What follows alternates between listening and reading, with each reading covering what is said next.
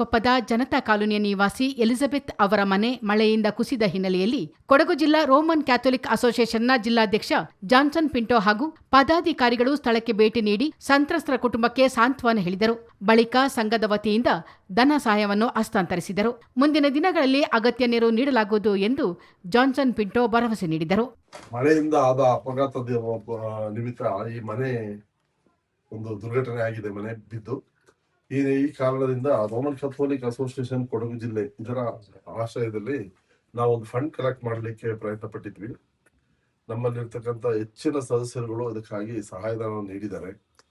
ಈ ಸಹಾಯಧನವನ್ನ ನಾವಿಂದು ಇಲ್ಲಿ ಈ LC ಅವರ ಕುಟುಂಬಕ್ಕೆ ತಲುಪಿಸಲಿಕ್ಕೆ ಅಂತ ಹೇಳ್ಬಿಟ್ಟು ಜಿಲ್ಲಾಧ್ಯಕ್ಷರಾದ ಜಾನ್ಸನ್ ಪಿಂಟೋ ಹಾಗೂ ಎಲ್ಲಾ ಸದಸ್ಯರುಗಳು, ನಮ್ಮ ಸಂಸ್ಥೆಯಲ್ಲಿರ್ತಕ್ಕಂಥ ಜಿಲ್ಲಾ ಸಮಿತಿಯಲ್ಲಿರ್ತಕ್ಕಂಥ ಸದಸ್ಯರುಗಳು ಹಾಗೂ ತಾಲೂಕು ಅಧ್ಯಕ್ಷರುಗಳು ಹಾಗೂ ಯುವ ಒಕ್ಕೂಟದ ರೋಮನ್ ಕ್ಯಾಥೋಲಿಕ್ ಯುವ ಒಕ್ಕೂಟದ ಈ ಸಂದರ್ಭ ಸಂಘದ ಗೌರವ ಅಧ್ಯಕ್ಷ ಜೋಕಿಮ್ ವಾಸ್, ಸ್ಥಾಪಕ ಅಧ್ಯಕ್ಷ VA ಲಾರೆನ್ಸ್, ಜಿಲ್ಲಾ ಉಪಾಧ್ಯಕ್ಷ ಮೈಕಲ್, ಜಿಲ್ಲಾ ಖಜಾಂಜಿ ಜೇಮ್ಸ್ ಡಿಸೋಜಾ, ಜಿಲ್ಲಾ ಯುವ ಘಟಕದ ಅಧ್ಯಕ್ಷ ಸಾಲಂ, ಸೋಮವಾರಪೇಟೆ ತಾಲೂಕು ಅಧ್ಯಕ್ಷ ಡೆನ್ನಿಸ್ ವರ್ಗೀಸ್, ಸದಸ್ಯರಾದ PF ಸಬಾಸ್ಟಿನ್, PM ವಿಜು, ಮಹಿಳಾ ಘಟಕದ ಉಪಾಧ್ಯಕ್ಷೆ ರೋಸ್ ಮೇರಿ ರಾಡ್ರಿಗಸ್ ಹಾಗೂ ಪ್ರಶಾಂತ್ ಉಪಸ್ಥಿತರಿದ್ದರು.